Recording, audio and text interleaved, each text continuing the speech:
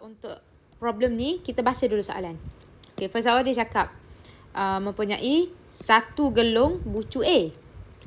Then dia cakap, dia mention BD berbilang tepi dengan keadaan sebenarnya dalam English ni dia ada kata multiple age. So BD ni dia boleh ada multiple age, masuk dia kat sini. Contoh ni point B, ni point D. B, D. So dia boleh macam ada multiple sisi. Bilang tepi, dia boleh ada multiple. D pun dia ada boleh multiple. Tu maksud dia.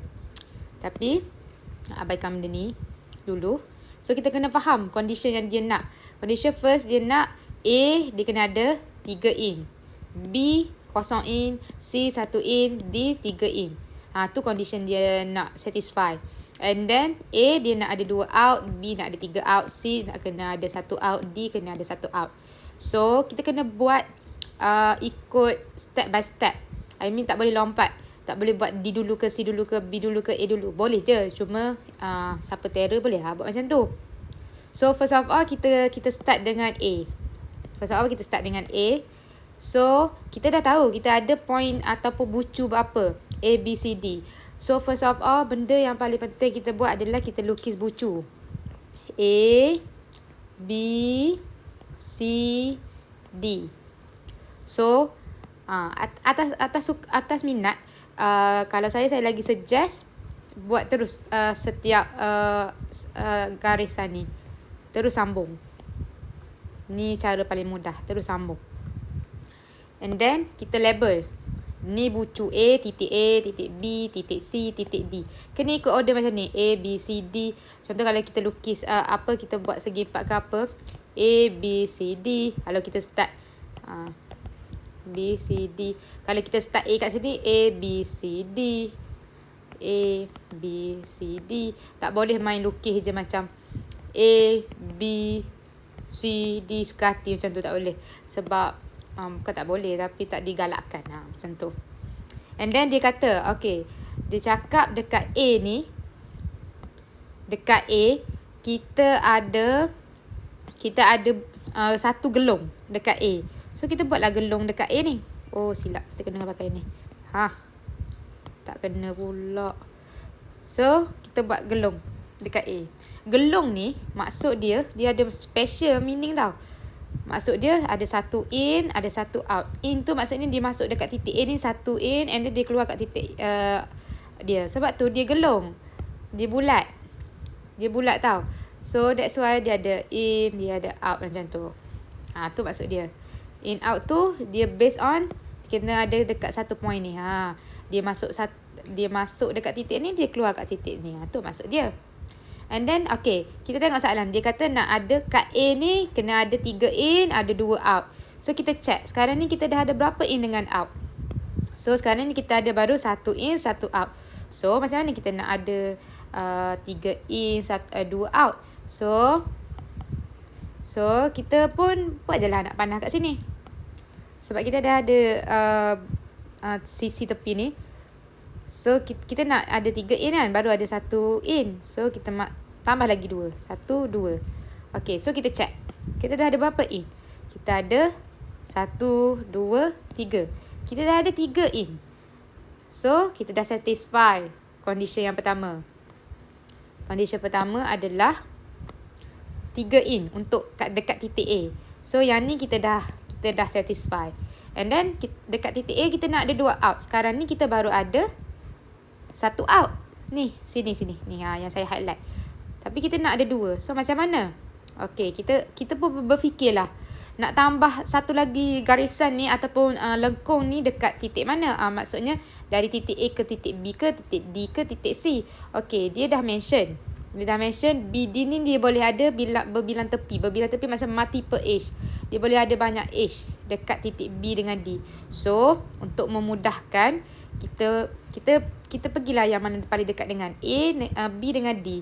So, untuk kes ni kita pilih D. So, kita sambung daripada titik A ke titik D.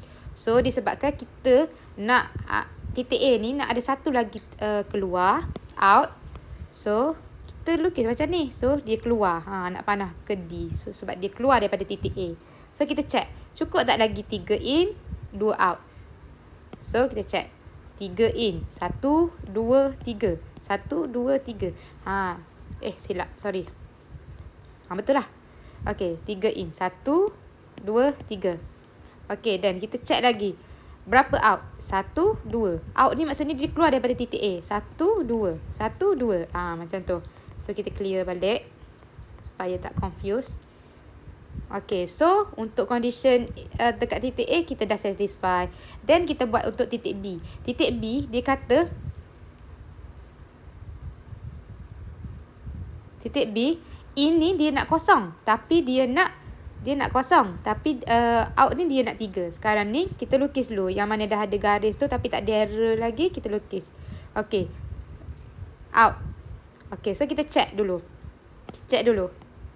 Kita ada dah berapa in dengan out. Okay. Sebabkan kita tak nak in kan. Okay. So tak ada masalah lah. Tapi out kita baru ada berapa? 1, 2. 1, 2. Okay. So maksudnya kita kena ada satu lagi yang out. So kita boleh tambah lagi satu garis yang menyambung ke D. Kenapa kita tak pergi ke A ke C ke? Sebab sini dia mention multiple H. So kita boleh sambungkan B dengan D. And then kenapa kita tak kacau A? Sebab B kan boleh multiple H tapi dia boleh pergi ke A. Tapi A ni kita dah siap. Kenapa nak kacau? So kita kacau je lah D. Kenapa tak kacau C? Sebab C dia tak mention pun boleh ada multiple H. That's why lah reason dia. So kita tambah, kita letak lagi satu error. So kita check. Betul tak? B ni ada 3 out, kosong in. So kita check. Out tak ada. In. In tak ada, 0. Out kita ada berapa? 1, 2, 3. 1, 2, 3. Okay, so kita dah satisfy untuk condition B. So kita erase lah untuk senang kerja.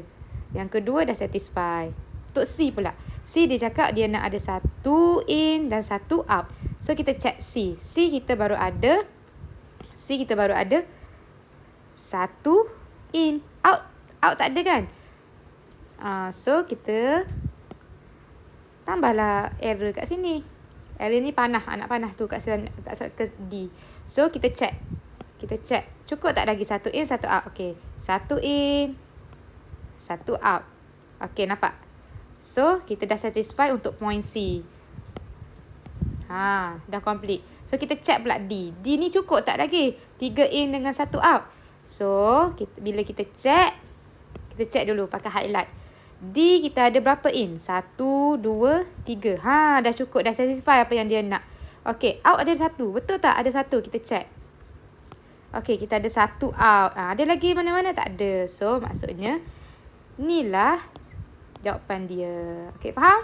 Kalau tak faham, boleh komen below. And then nanti saya ajar satu-satu lagi yang mana tak faham. Part mana yang tak faham.